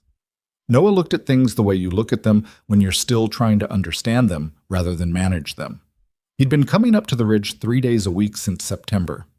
Lydia had been harder on him than she'd expected to be, not from resentment of his father, but because she'd discovered she had strong opinions about how this work should be learned, and those opinions boiled down to slowly and with full attention, or not at all. He'd handled it without complaint, which was the first sign he was worth the time. The second sign was that he asked the right kinds of questions, the why before how kind, as Dale had said. And when she gave him an incomplete answer because she didn't have the full one, he didn't fill in the gap with assumption. He waited. That morning he came in stamping snow off his boots, and she handed him her notebook and pointed to the east section's rotation data from the previous week. "Tell me what you see," she said. He sat down and read it the way she'd taught him, not skimming, starting from the soil notes and working up to the surface observations. She poured herself a fresh cup of coffee and let him work. After 5 minutes, he said, "Regrowth rate in the post-fire sections is faster than the pre-fire baseline." "Yes." "Because the burn cleared competing surface material." "Partly." He thought about it. "And the ash added organic matter." "Right." He looked at the page again. "So the fire wasn't only damage." She sat down across from him. "Fire has always been part of how this landscape works. Before people started suppressing it, this hill country experienced fire cycles that kept the invasive species from establishing the way they did over the past 40 years. We've been trying to undo a century of fire suppression with 18 months of grazing." She paused. "The fire did in one afternoon what would have taken us another 2 years. Noah was quiet for a moment. "That's a hard thing to say out loud when it burned everybody's land." "Yes," she said. "It is. That's why you say it carefully and only when it's useful." He looked at her. "Is it useful to say it now?" "To you? Yes. To a rancher who just lost 300 acres? Not yet." He nodded slowly. This was the kind of thing she'd been teaching him that wasn't in any journal or research paper. The difference between what's true and what's useful to say, and the rarer skill of knowing when those two things were the same. They spent the next 2 hours on the east section, walking the post-fire recovery area with notebooks, taking measurements, discussing what they were seeing. The snow was light enough not to obscure the ground, and in places where the burn had been surface level only, the new growth showed through it in thin but persistent lines that made her feel something she'd stopped trying to name and had decided to just let be what it was. At one point, Noah crouched at the base of a recovering native grass patch and pressed his fingers into the soil the way Dara had, the way Okafor had, the way Briggs had on the morning after the fire. It seemed to be the instinctive gesture of anyone who paid attention to this land long enough. Eventually, you needed to feel it directly. "Different from my dad's north face," he said. "Your dad's north face has been in restoration for 8 months less," she said. "Come back in June." He stood up and looked at the ridge. "You think this actually scales?" he said. It came out like a statement, but landed like a question. "I think Walt thought it scaled," she said. "That's why he spent 20 years trying to get someone to listen." "What do you think?" She looked at the ridge. The snow had stopped falling, and the air had the particular clearness that comes after, and the recovery section spread up the slope in its uneven, imperfect, genuinely promising way. "I think the land scales," she said. I'm less sure about the people. Noah looked at her. What does that mean? It means the method works anywhere the soil has something to come back to.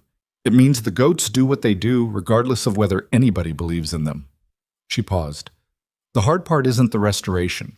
The hard part is convincing people to give it enough time to work and to keep their hands off it when their instincts are telling them to intervene. Like my dad in the rotation schedule. Like your dad in the rotation schedule, she agreed. He almost smiled. It was a complicated expression, the specific expression of someone who loves a person and also has a clear-eyed view of their limitations, which is one of the more adult things a person can manage. Dr. Fenwick's paper was published in the spring, not a small journal, a major one of the primary peer-reviewed publications in land management and restoration ecology, which meant that people whose opinions shaped policy in 6 states were going to read it. The title was long and academic, and the abstract was dense with terminology, but the core of it was clear. A controlled study of targeted grazing for native grassland restoration in hill country terrain using a methodology developed by Walt Mercer and implemented by his granddaughter over a period of 22 months, demonstrating soil carbon recovery rates that exceeded standard restoration models by a significant margin, and this was the part that everybody quoted when they wrote about it, creating conditions that demonstrably reduced wildfire fuel load in a fire event that was independently documented by county and state fire authorities. Walt Mercer was listed in the acknowledgments section, and in a historical context paragraph that Fenwick had written carefully, which described him as the originating researcher and noted that his proposal had been declined by the County Agricultural Board in 1994, and that the current work represented both the validation and the continuation of what he had begun. Lydia read that paragraph 4 times when the advance copy came through. She was sitting at the kitchen table with Walt's journal open next to her laptop, and at some point during the 4th reading, she had to put the laptop down and look out the window for a while, because there are certain kinds of correctness that arrive too late and feel like both a gift and a wound simultaneously, and she was not going to pretend otherwise just because she was the sort of person who didn't make a show of things. Her Uncle Ray called that evening. I saw the paper, he said. I mean, I didn't understand most of it, but I saw it. Yeah. Walt's name is in there. Yeah, Ray. It is. A pause. You think he'd be surprised? She thought about it genuinely, about Walt crouching at that dry creek bed when she was 15 letting dirt fall through his fingers, about 60 years of journals and labeled soil samples and a proposal that got 3 questions and a form letter rejection, about a man who waved at the neighbor who spent 20 years telling people he was wrong. No, she said. I think he'd be annoyed it took this long. Ray laughed, that same short, sharp sound she'd heard on the phone that February when she'd asked to borrow $4,000.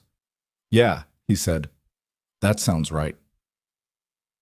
The conference call with the State Forestry Department happened on a Tuesday in April, and it lasted 2 hours, which was 45 minutes longer than Lydia had scheduled for it. There were 7 people on the call: fire prevention specialists, land management officers, a policy advisor from the governor's office, who asked careful questions and didn't say much else. They had been circulating Fenwick's paper and the fire incident documentation for 2 months. They had their own data about how the fire had moved across Caldwell County and where it had stopped and why. They wanted to talk about a pilot program.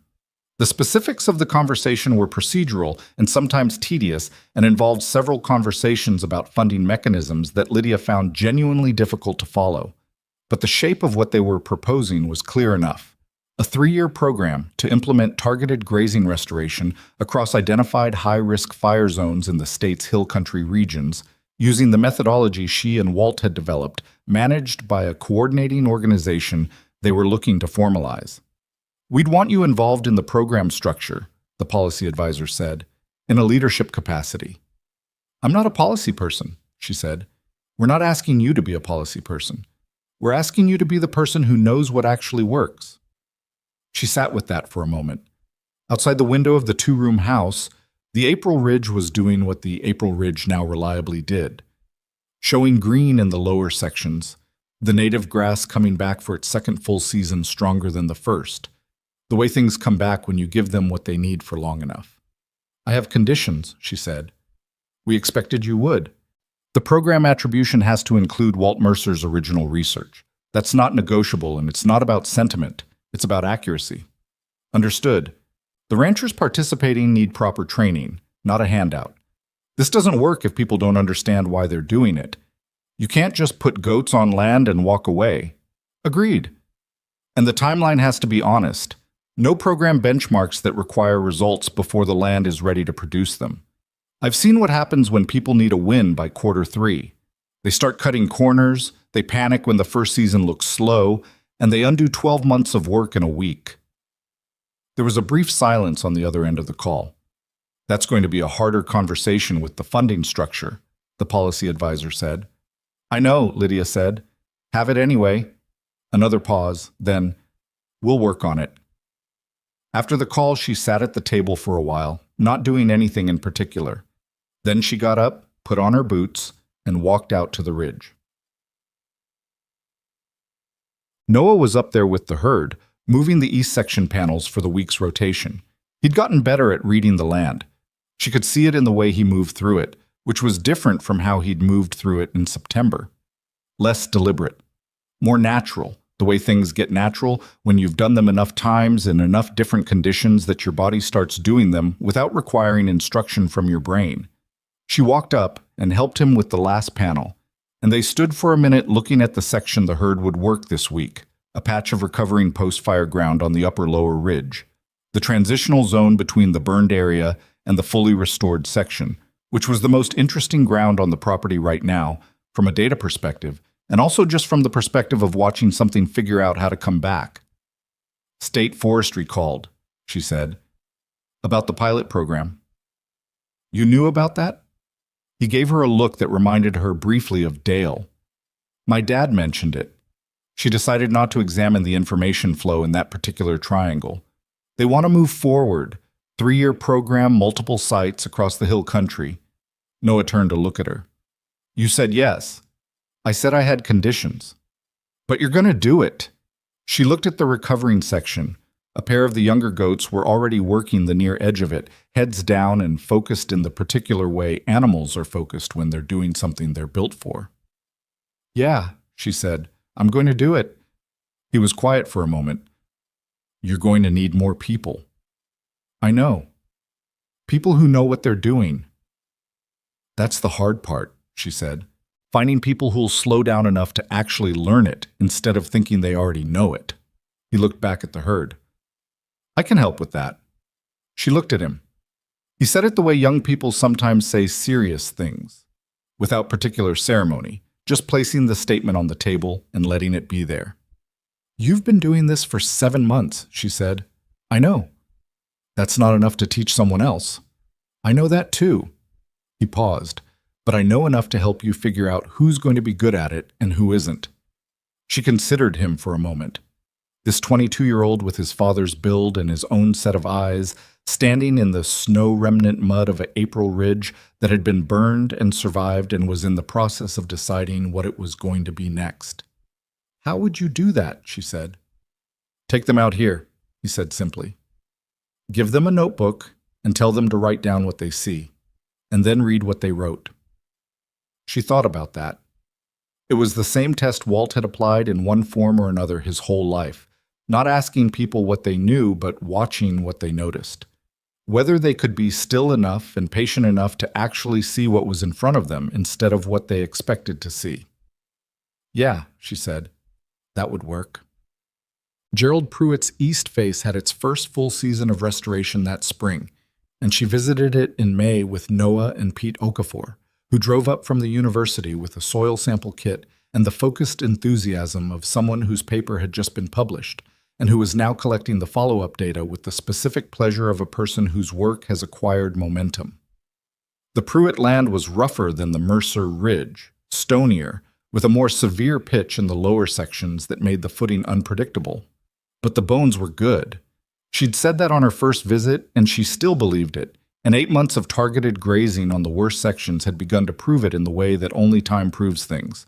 Pruitt walked the property with them in the quiet way of a man watching something he'd been skeptical of and is now calibrating against reality. He didn't say much. He looked at the soil. He looked at the thin but genuine return of native species in the areas the goats had worked longest. He looked at his granddaughter, who was 9 years old and had come along because it was a Saturday and she wanted to see the animals, and who was currently following Margaret, who Lydia had brought along because Margaret went everywhere Lydia went now, whether she was invited or not, with the determined focus of a child who has identified a creature she intends to befriend. "She's not friendly," Noah said, coming up beside the girl. "She likes me," the girl said with complete confidence, which was wrong, but not wrong in a way that time wouldn't potentially correct. Pruitt watched his granddaughter following the goat through the recovering brush, and something in his face did what faces sometimes do when they think you're not paying attention. "My dad ran cattle on this land," he said. Not to Lydia specifically, just to the air. "I know," she said. "He would have thought this was crazy. The goats. All of it." "Probably."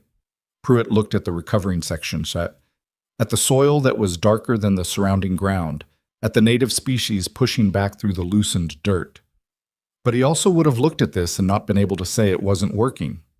"No," Lydia said. "He wouldn't have been able to say that." Pruitt nodded slowly. "My granddaughter likes it," he said. "She asked me last week if she could have a goat." Lydia looked at the girl, who had gotten close enough to Margaret to touch her flank. Margaret was tolerating this with visible reluctance, and Lydia suspected the tolerance would last approximately another 45 seconds. "Tell her to start with the books first," Lydia said. "Then we'll talk about the goat." The memorial she hadn't planned happened in June, on what would have been Walt's 83rd birthday. She hadn't planned it because she wasn't a planner of ceremonies, and she didn't know how to make one without it feeling false. But Ray came up, and her Uncle Terrence, who she hadn't seen in 2 years and who had the uncomfortable energy of someone who knows he stayed away too long and isn't sure what to do about it. Dale came, which surprised her. Noah came because Noah was there most days anyway. Okafor came because he happened to be in the county for a site visit, and she mentioned it without quite inviting him, and he showed up anyway. They stood on the lower ridge in the June heat, which was warm but nothing like the brutal heat of the previous summer, and they looked at what the land had become. It wasn't a green field. It wasn't a pristine, restored prairie. It was a working piece of hill country that had been burned on its upper section and was recovering in the way recovery actually happens, which is messily and unevenly and with periodic setbacks that require adjustment. The native grass was real and present and spreading, but it wasn't everywhere. The fence panels were visible across the slope in their current rotation positions. 2 of the younger goats had gotten into the wrong section 2 weeks ago and set back a patch of soil preparation that had taken 3 months. The barn still listed to the east. It was not a finished thing. It was a living thing, which meant it was always going to be in some stage of being worked on. Ray stood next to her and was quiet for a while, which was unusual for Ray. "He would have said something specific about this," he said finally. "Something that sounded simple but wasn't." "He would have," she agreed. "What do you think he would have said?"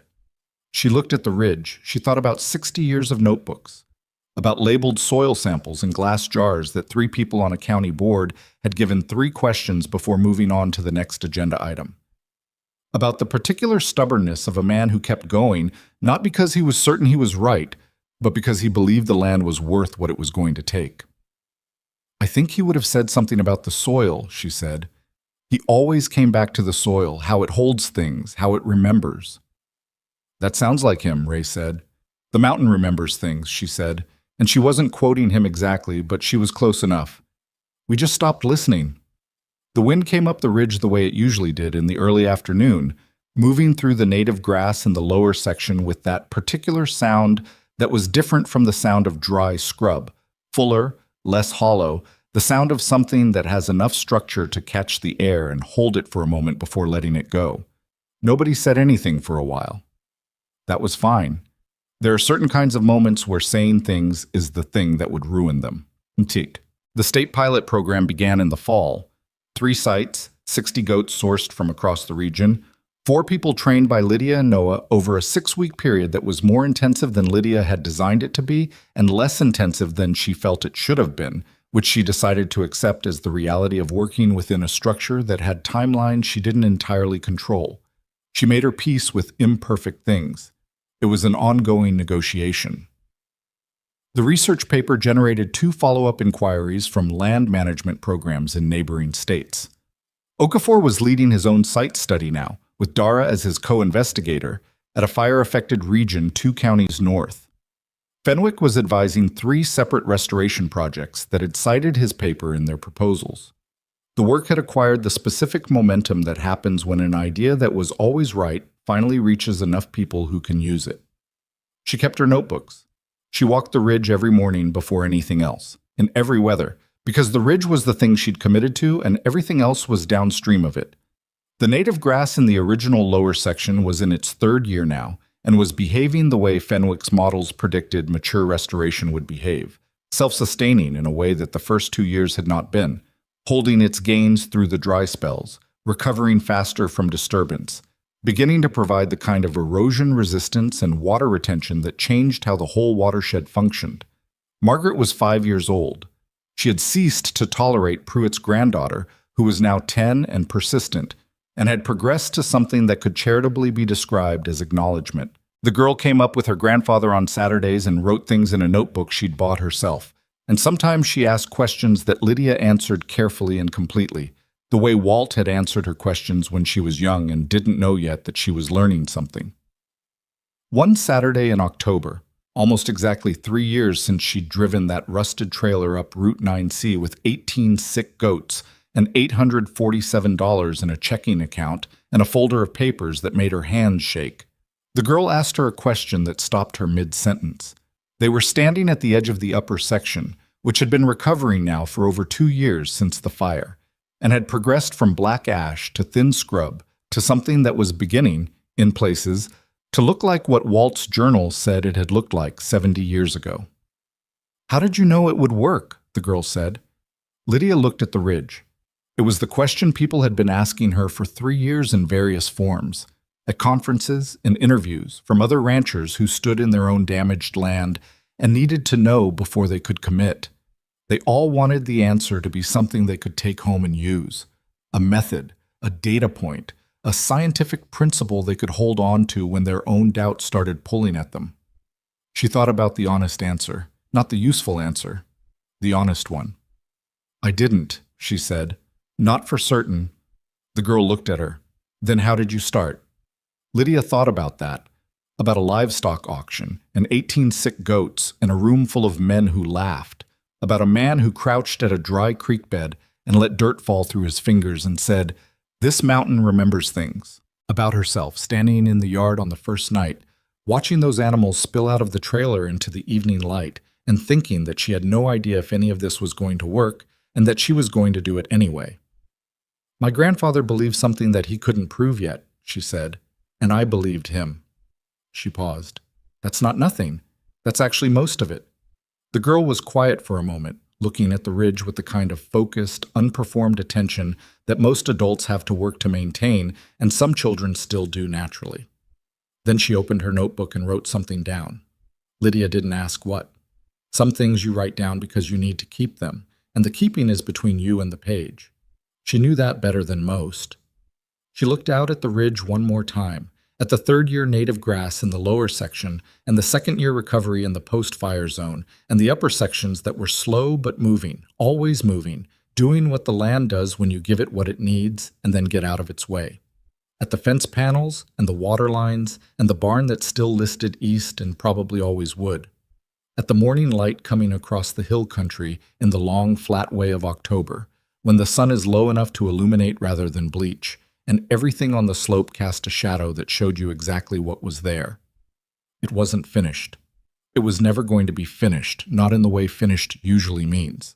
But it was real, and it was working, and it was going to keep working because the soil held what it had been given, and the land had a memory that went deeper than anything that had been done to it, and sometimes that was enough. Most of the time, that was enough. She put her notebook in her jacket pocket and went back to work.